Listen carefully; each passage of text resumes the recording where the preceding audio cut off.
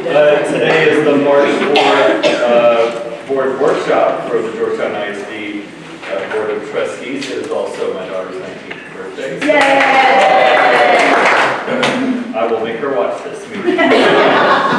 So before we get started, I do want to thank all of our district and community members that were part of Chase the Chief.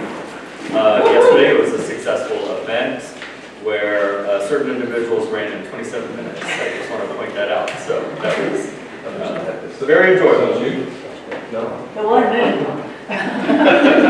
So today, if you're going to click ahead, we are going to go ahead and go into a budget workshop and just continue to inform the trustees about where we are in terms of budget priorities and some of our hurdles that we're working through as we work to a budget proposal later this spring.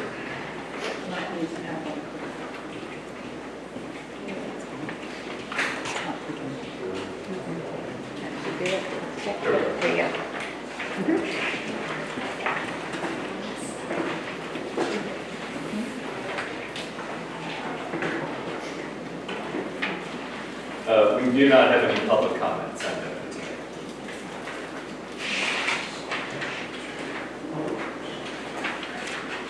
Thursday, we're going to go over budget report number 3 and the 24-25 proposed bill schedule. We will jump right in.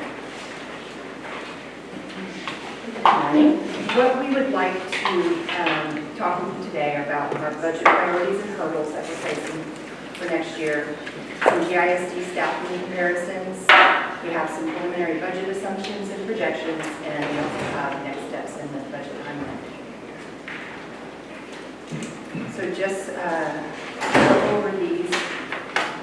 Our top priority is always student-centered decisions for learning, growth, and progress. That's always at the top of our decision. We also want to provide competitive teacher raises and increase all staff compensation for next year.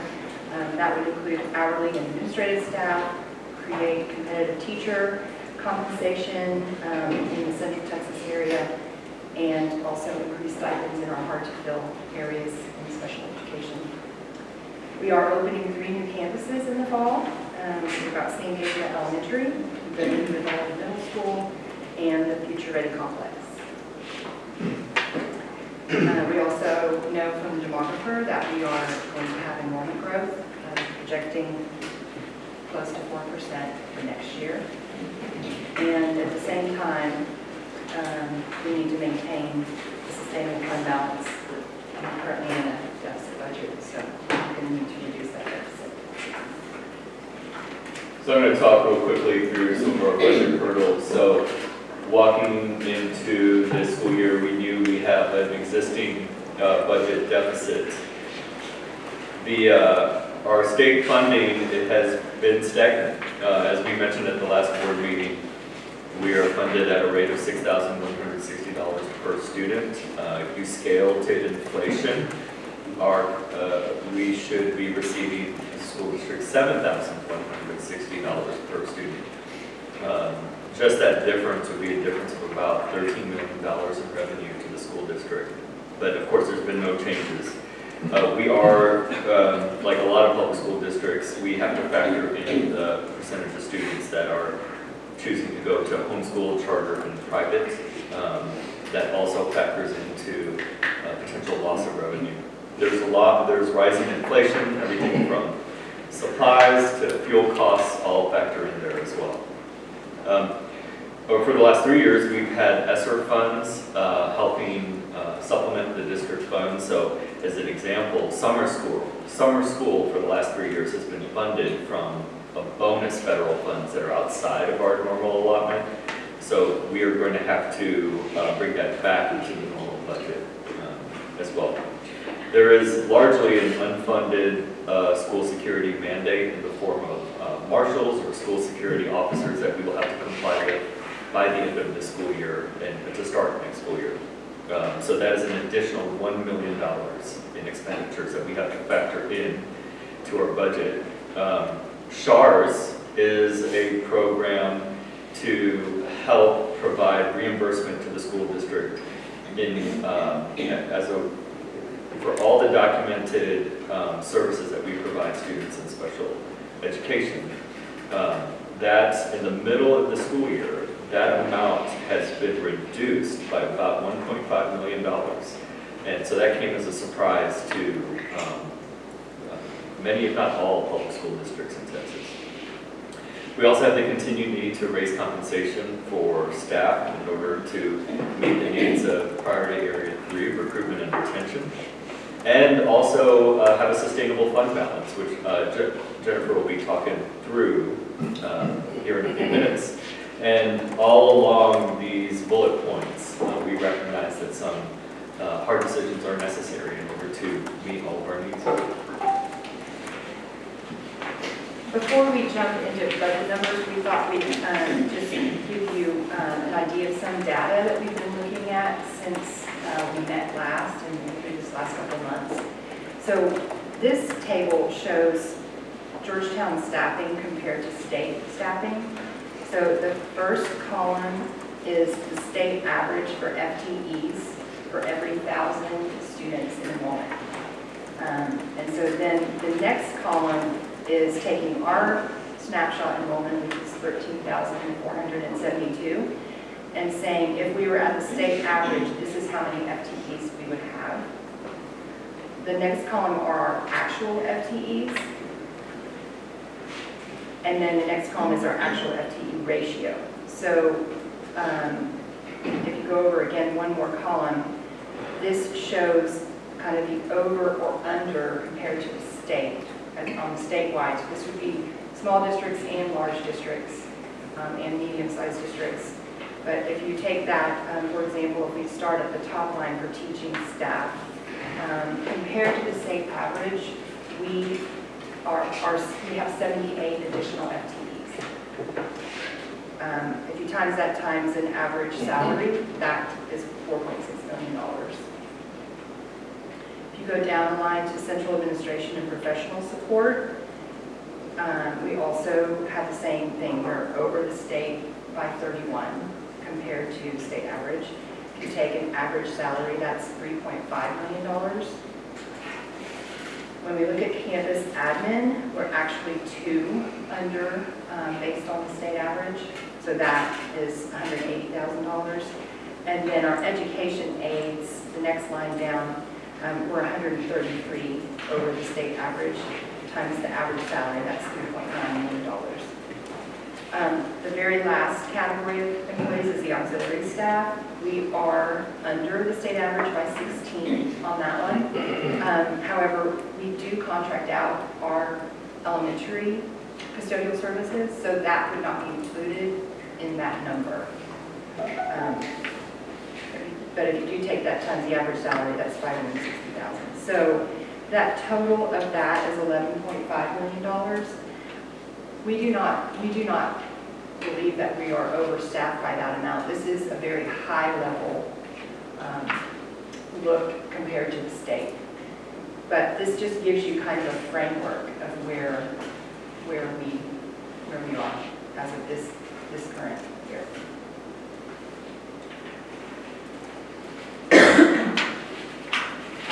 I've got an education aids, that number of GISD actual versus the state average. What's the difference there? Why is it so much higher? Well, the state average is 5.6, and our average is 15.4. Now, again, that does include special education. So there are all types of aids that are included in that, which would require a lower ratio. Explain to me that column, GISD, FTE, state average. Is So that what it would be if we followed the state average? That is what we would have for FTEs? Yes. But then our actual is the next column over? Yes. Okay, so I guess, am I just missing the math here? 'Cause that's- We have 133 more. Aids by the Yeah. formula. We'll have more. I mean, that's just, everything else Yeah. seems to be fairly in line, close enough, margin of error. But that's like 3 times as many. Well, 2.5 times as many. We can review that number So we can use that number. He's right, Yeah. it is, Okay, so we can review yeah, that. we'll do that. Give information back to the trustees. Okay. Okay, so just want to briefly provide some information about what the left-hand column of the districts, what we did is we took some surrounding districts and just labeled them District A, District B, District C, District D, and District E, and then compared them to Georgetown.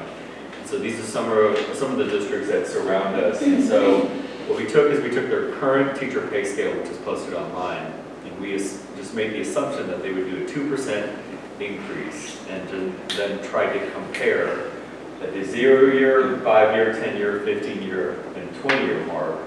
How does compensation for teachers compare to our neighboring districts? So the areas shaded in pink represent out of those surrounding districts what is the lowest, and that's a relative term, and then the green is the highest compensation for those years.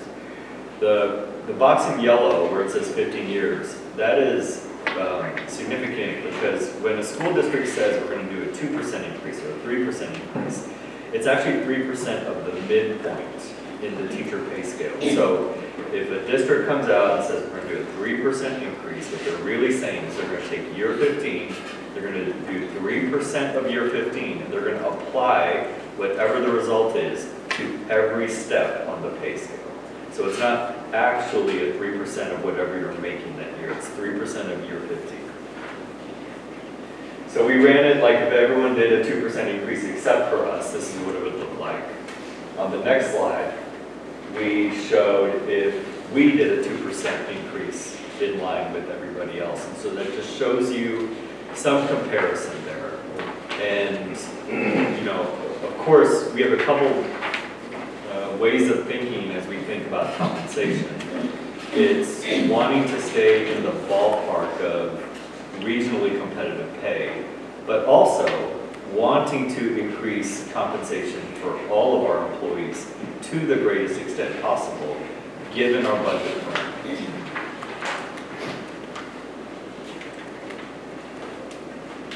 All right, so Jennifer mentioned earlier, just looking at some ways that we could make some hard decisions while still keeping Georgetown at a level for staffing purposes where we're still competitive and taking care of our kids. And so one of the things that I did was go out and look at our surrounding districts. Again, they're labeled A through E. Got some information based off of staffing ratios and then looked at how we compared to those districts. And so with that information, you can see exactly how they're staffing middle school and high school and then some of the variables off to the right. And then where we landed for next school year, which is a bump from where we were, is high schools will be staffed 25 to 1. 2 of our middle schools will be staffed 24 to 1. And 2 of them will be staffed at 23 to 1, still below all of our surrounding districts.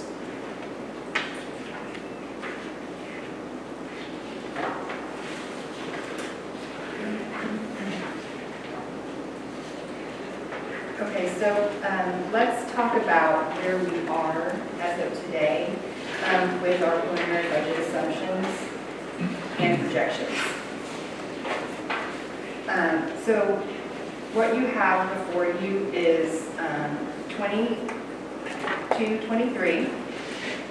The first column is the revised budget where we currently have our revised budget. And then the next column is where we project that we will be at the end of the year based on we have 7 months of actuals, almost 8 once we get February, about half February, the month of February closed.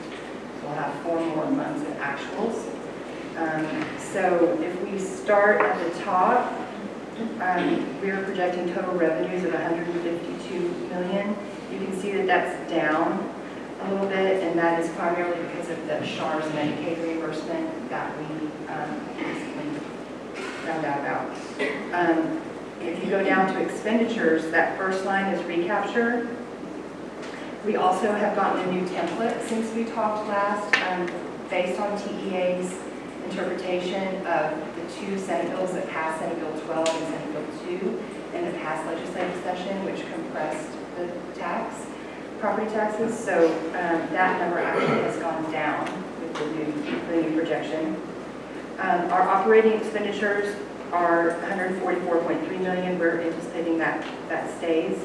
So that gives us total expenditures of 155.1 million, which if you go down to the next line, that is a deficit of 2.2 million with an ending fund balance of 34,014,836, which is 23.56% of our operating expenditures, excluding recapture. So that's where we're projecting for this year, for 23-24. So then if we go into next year, these are preliminary projections. We still have not received our property values from the Williamson County Appraisal District. We'll get those in April. And we also have compensation, our TASB pay study that we'll be looking at. So we still have two very big data points that are unknown at this point. But where we are projecting our revenues to be for next year, 169.1 million. Our recapture goes up to 21 million. Our operating expenditures, we have 150.4 million. That increase is for the opening of the 3 campuses, hopefully some increased compensation, and then also incremental teachers for growth. Just a projection at this time. So that gives us total expenditures of 171.4 million, which leaves us with a deficit of 2.2 million. Last time we met, we were looking at more of like 3.8 million, so we have been doing work to decrease that. We've been meeting often, I think the team would agree, to work on ways for staffing efficiencies and operating efficiencies. So, Jennifer, I'm kind of putting you on the spot here, but when we look at total revenues, what are some conditions or variables that we're depending on to make that total revenue line be true? well, probably the biggest is enrollment, because enrollment is projected, and that's, of course, enrollment and attendance are how we are funded. So we are using the demographer's enrollment of 13,943 for next year. We're using ADA of 92%, which is on the conservative side, because sometimes those students don't come as soon as the demographer has projected, or not come at all sometimes. So again, we're projecting that 13,943 for next year. So I just want to underscore that point. This budget is built on an assumption that we are going to grow by about 400 kids, So we're about 13,500 or something right now. which could be conservative. And it's assuming that our attendance is going to be about 92%, which would actually not be acceptable to us. And so we're doing, those two conditions are being put in there really to protect the school district in terms of how we budget, instead of being too optimistic about what these numbers can be.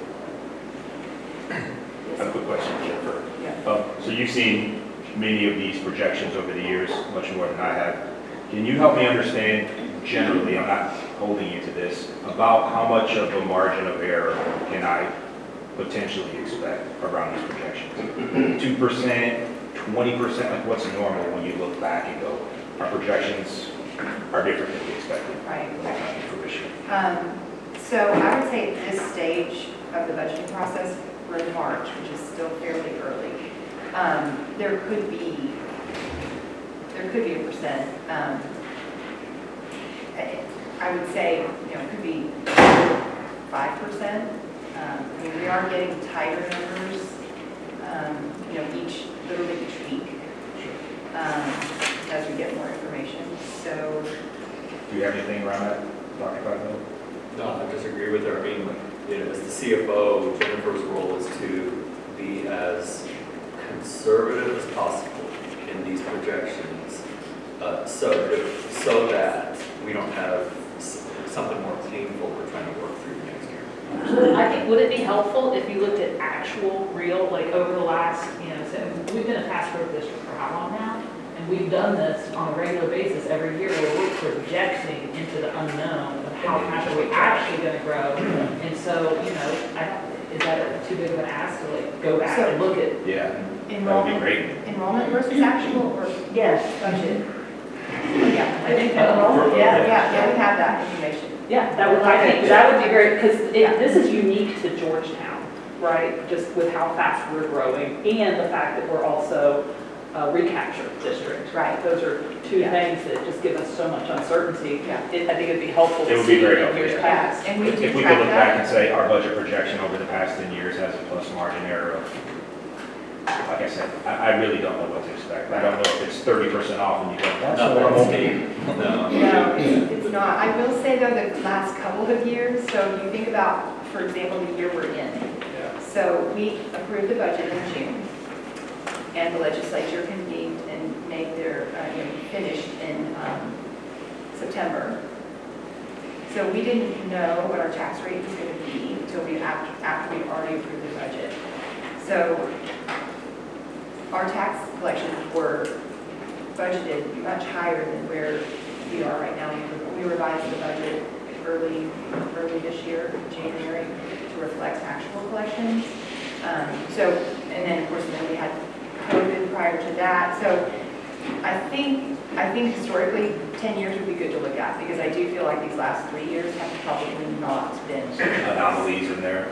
Yeah. Especially with the one deficit budget after another, Right, after another. yeah, And yeah. there's got to be an end in sight. So Yeah. when can we realistically hope to see that end? So that's part of the story we want to tell here about what this 3-year plan looks like to get us back into a surplus budget. Mr. Blankenship, I do want to bring up something we just kind of glossed past, which is, as a school district, we are paying $21 million in local property taxes back to the capital. And, I think most property owners here in Georgetown think my property taxes are going to my local school district. But when $21 million is being sent and that's not being helped to relieve the tax burden for our local property owners, like that's something that is really hard to grapple with and to a degree frustrating.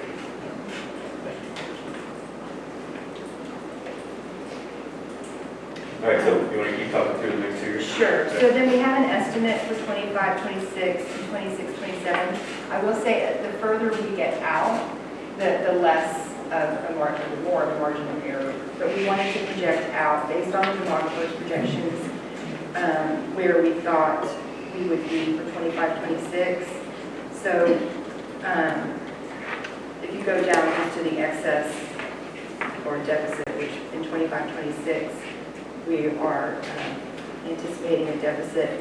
That is including an additional $4 million in operating expenditures for that incremental growth in teachers that we know we will have. And then if we go on to the next year, for 26, 27, same thing, we added an additional $5 million to the prior year. Those are just estimates. We know that we're going to have increased costs. We really don't know at this point what those costs are and how many teachers, and what raises would look like. So we did go ahead and add $5 million just as kind of a benchmark to see where that 26, 27, we might be able to turn the corner. So I appreciate Jennifer's low estimate of attendance. That buffers the what-ifs a little bit. This is dependent on student enrollment continuing to increase at the rate that the demographer projects it. And so revenues go up, expenditures go up, and they're tracking. The one thing that's not showing up on this sheet is in the 25 school year, will the district continue to look for budget efficiencies? That's not showing up here. And the answer to that question is yes. We would continue to look for efficiencies. So that in 25, 26, 265K deficit, that could flip into a surplus if we continue to find efficiencies as there's attrition or budgeting or other variables that come out there. The one thing we're not depending on, well, 25 will be a legislative year, so something could happen in terms of better funding for public schools.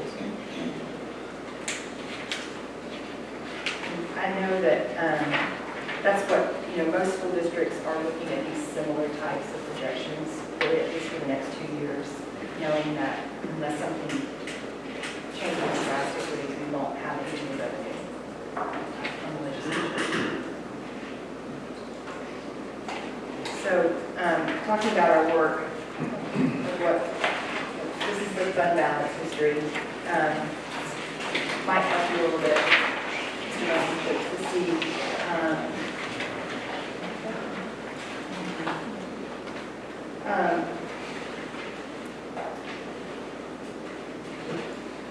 So this is a historical view of our fund balance. And again, I probably could go back further, and maybe we should, because we were just talking about how 10 years would probably be a little bit more accurate. Because you can see in 1920, we were actually doing pretty well. Then the next year is the COVID year that we all know about. 21, 22, we did fairly well as well. We still were receiving ESSER funds that helped to supplement. 22, 23, the year that we just finished, actually it looks great. We did sell land for $4.3 million, so that helped that. Now, the current year that we're in is 23, 24. We're looking at 23.56%. And then if we just go on to the next 3 years, preliminary estimates for 24, 25. Looks like we could be at 21.11. And then 25, 26 estimate 20.4%. And then 26, 27, 20.15%. Now again, 25, 26, 26, 27, and 24, 25, we are still continuing our work to reduce the deficit. So those percentages should move up. And this is a summary of what we've been working on for the past couple of months. One is reducing central office and professional support positions by attrition. This is a continued effort from last year. We started this. We, as Amanda spoke to, we increased the high school and middle school class size formula. We are reducing department allocations. We will eliminate travel stipends for executive directors and above. We're reducing food purchases, we're reducing travel, and we're reducing overtime. And we're looking at adjusting transportation routes. So those are all efforts to cut. And then this last, in all caps, increase attendance. This is one of our main attempts this year and going into next year to get attendance up. And that way we can get that funding that we're using. Even though we have better attendance this year, we're still behind where we were before. What is involved in travel stipends and reduced travel? You're still going to reimburse the speech therapists and people that travel within? Yes. Is this workshops, conferences? The travel is, yes. Not the, the travel stipend for the diacs and those professionals that go from campus to campus, we're not cutting that.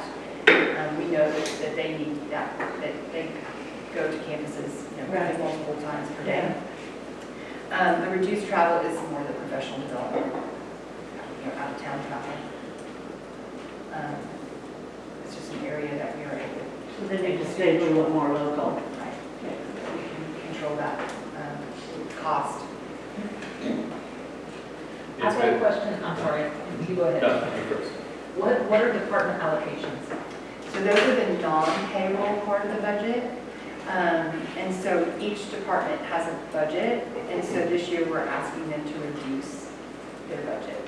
And that's just kind of like a slush fund they use, or what is? No, it's for everything, for example, no, Okay, like, for example, let's use transportation. so it's still a line item sort of thing? Yes. It's a line Okay. item. Each department has their own budget, each campus has their own budget, and each department has their own budget. We're not reducing campus budgets, but we are asking our departments to reduce their budgets. So like everything from the superintendent's office to the technology budget to CTE budget, we're giving those existing budgets to those budget managers and giving them the charge over the next month.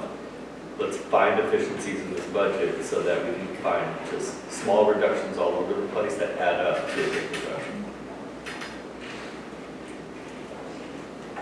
Oh, Ms. Hannah, what is, just ballpark, if attendance were to improve by 1%, how much is that? So Texas is one of 6 states in the country that fund schools based on average daily attendance. What is 1% in Georgetown? We've computed it, it's about $1 million for every 1% that we How have. much?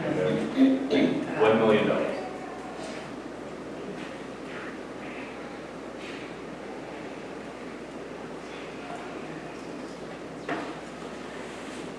All right, so this is our last slide, just to kind of talk about where we are in this process. We are midway, as you can see by that arrow in March. This is our 3rd time that we've gotten together to talk about budget for next year. April, we'll have another board workshop. By then, we should have our preliminary property values, and also we will know more about the TASB pay study and staff compensation. That will be discussed. May, we should have a very tight proposed budget to share with you. And then June will be the adoption of the budget. So we have 3 more months of working on this.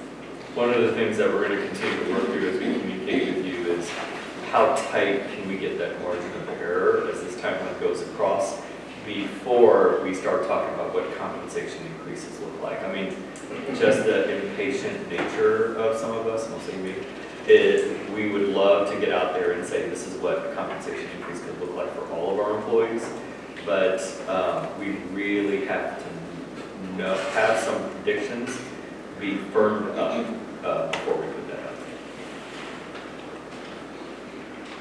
out. Forgive me, this may not be the appropriate setting for this particular question, since it was bolded. Can you help me understand some techniques to increase attendance? How can you do that? There's several incentive programs that principals are looking at. Different districts have rolled out different things that we can use as a best practice. Reporting and accountability to track to see how we're doing with our attendance, and increased efforts across the board.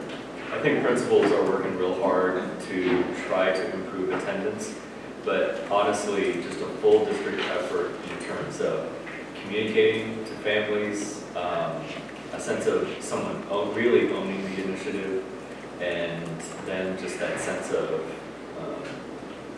for lack of better words, just accountability to making sure that kids are at school, and if they're not, there's the appropriate system to make sure that there's a follow-up there. So is there any difference on the budget side as if it's excused versus unexcused? Okay. I mean, So encouraging parents to actually send in doctor's notes and stuff wouldn't help on the budget side. that's correct. Actually getting the kid present is what. Yeah, that's more of a campus consequence. I mean, if they're sick, if there's a doctor's visit, it's all an absence clause. And some of that, we can say, you need to go to the doctor, go after school. Yeah, Or go in attendance the is afternoon or after attendance. So there are things that are being communicated to our families. Yeah, but I'd love to hear maybe at some point in the future, Devin, some of the things that the schools are doing and what how impactful those things have been. I know I got a call from one of my kids' campuses. Hey, is your daughter okay? You know, she's not at school today. So make sure I get her school. That'd be great.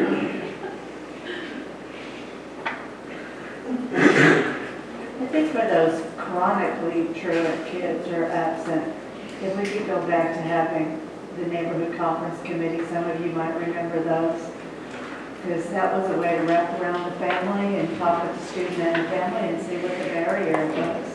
And we came up with a written plan. We've helped out with a few incentives as well, like at dinners for family members and stuff like that. So I think it goes into a drawing, and then whoever wins it at the end of the semester or whatever, gets a family dinner. So hopefully that helps. It's an incentive. Yeah.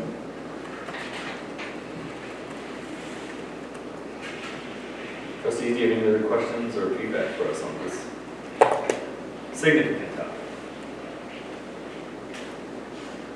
All right, thank you. All right, thank you, Mayor. Next, we're going to have Mr. Kirby Campbell come forward, and he is going to share with us some information regarding our bell schedules and bus routes, and Landon Heflin will be supporting him as well in this conversation. I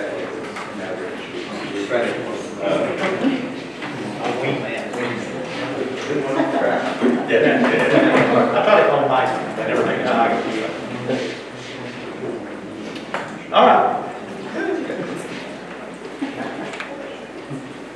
All right. Well, so briefly, I want to talk about the 24-25 bell schedule leading into next year, and it's kind of Jennifer highlighted as part of some of the budget,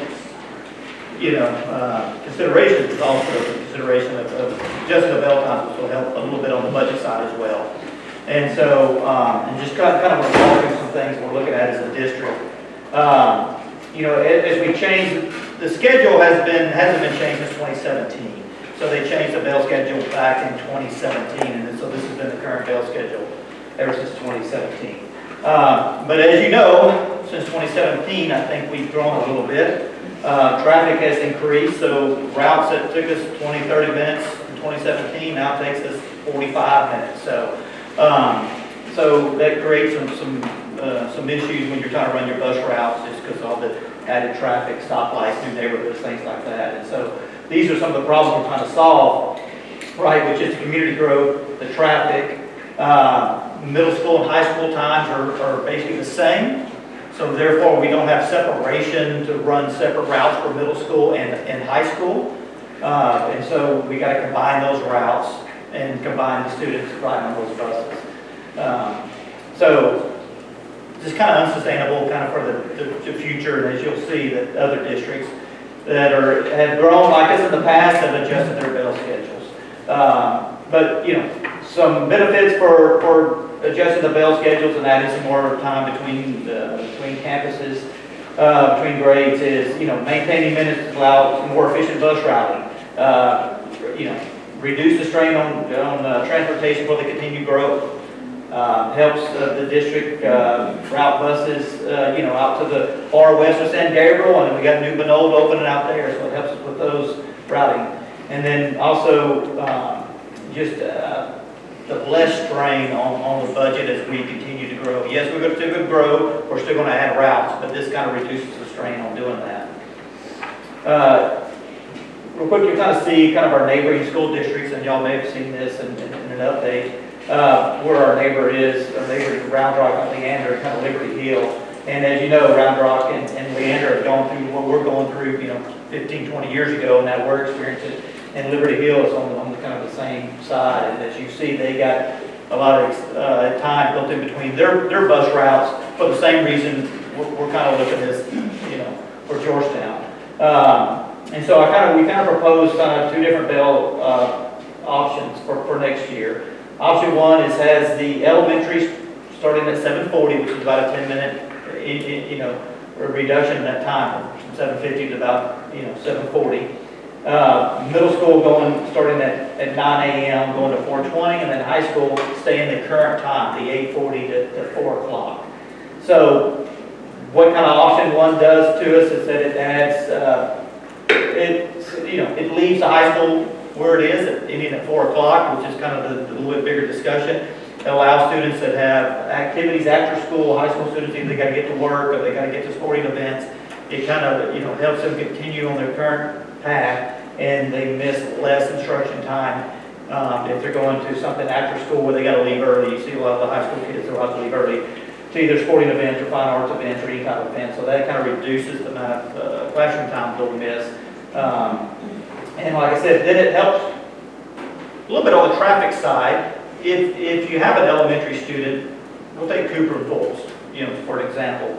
Right there, if you don't have an elementary kid, but you got a secondary middle school kid, it allows the traffic to kind of clear out before you drop off your middle school kid. So it can alleviate some of the traffic there between the two. But the con to that is that we got a lot of Cooper kids that go to Cooper, then they go to Ford, so the parent drops off the Cooper kids and then does the U and drops off the Ford's kids. And so you have the students arriving early. So with this scenario, well, it puts a little extra strain on some of the middle schools because you hope the parents would not immediately drop their kid off because there's a big gap between those schools, which may or may not happen. We don't know. We may see increased ridership in secondary by doing that, right? Like the middle school kid may stay at home. And because right now the bell times are somewhat manageable close to each other, they're doing that. But if you span it, hey, the middle school kid may stay at home and ride the bus then, versus getting dropped off early. But we know, and the middle schools will tell you this, that there's going to be kids there at 7:40 in the morning, right? And they know class won't start till 9 o'clock. So that is something to consider. How do you manage that? What does that look like? And how does the middle school kind of support that without a bunch of students on campus unsupervised that early in the morning? So those are some of the things to consider. It's kind of about option one. Option two is just kind of switching the middle school and high school. So keeping the middle school kind of where it's currently located and pushing the high school later. So once again, this pushes, some of the cons of that is just pushing the high school kids a little bit later. So if they have to work after school, that's a little bit later before they can get to work. If they have sporting events after school, they got to leave it early to go to sporting events or fine arts events or some type of event. They're missing additional class time based on that kind of scenario.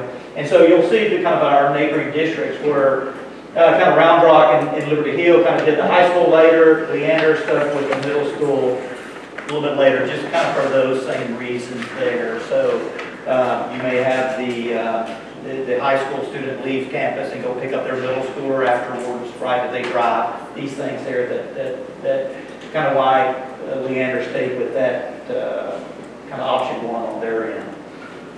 Any questions kind of so far about that?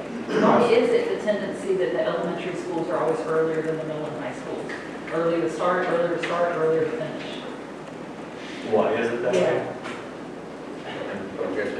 Yeah, that's just kind of been the standard, right? It has always kind of been. But all the things we're talking about, why we don't want high school students going so late in the day, well, elementary school students don't have that. I mean, most of them don't work after school. But I think the research supports later start times for teenagers because of their circadian clock. Is that why? Yes, yeah, I've been part of districts where there was an intentional effort to move to later start times Yeah. only because of, all of us who are parents know, a little bit harder to get a teenager out of bed early.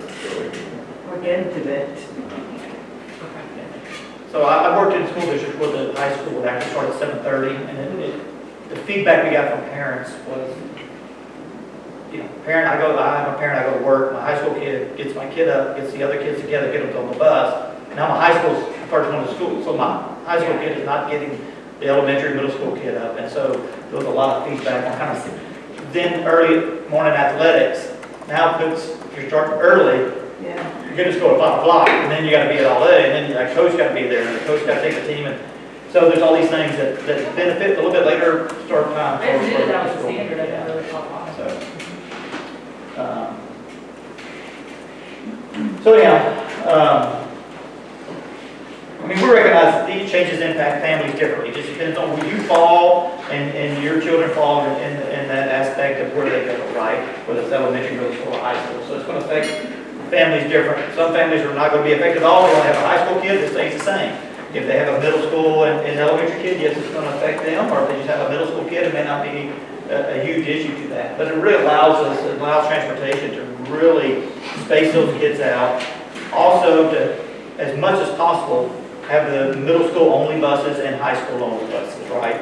So right now, it's really jam-packed. We'll pull up half the bus with high school kids and half with middle school kids.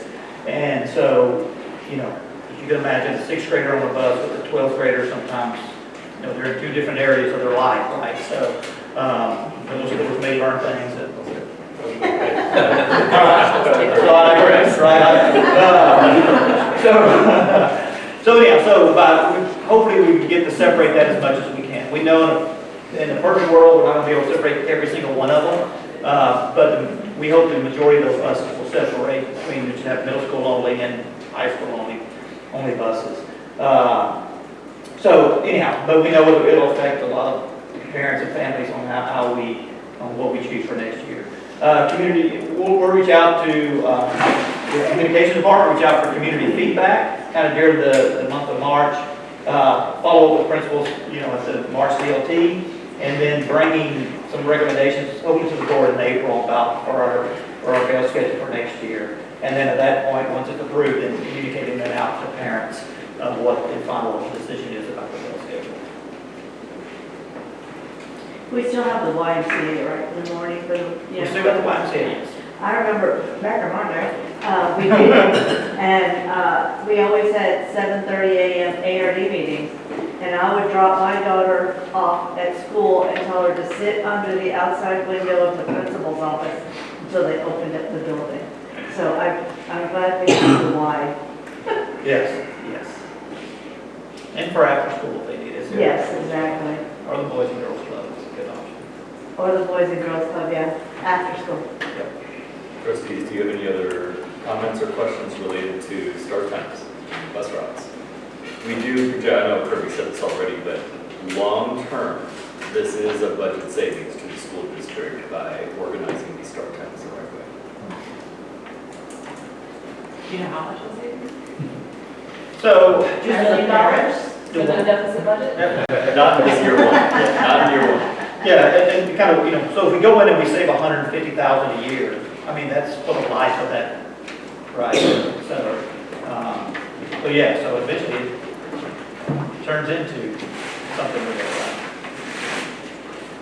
And trustees, as we close up, I just do want to acknowledge that this is messy, complicated work that our team is engaged in. They're doing a great job, and we will not be perfect, and we will make missteps along the way, but what's important to us is not being perfect, but being transparent and communicative, and just trying to encourage those closest to students to give feedback to us for all the what-ifs that we may not have thought of as we seek to iron all this out. Thanks. Thank you. Thank you. And Madam President, that concludes. So the two things I wanted to point out, make sure everybody's tracking. The March regular board meeting is going to be on a Tuesday after we return from spring break. And then the April workshop will also be on a Tuesday because that Monday, the first Monday of April, is a school holiday. Make a note of it. Thank you, that's right. Noted. You said the April workshop? April workshop will be the 2nd, that's a Tuesday. So no April Fool's Day? I know, I'm so tempted. All right, so we have no other items at this time. Look at the meeting.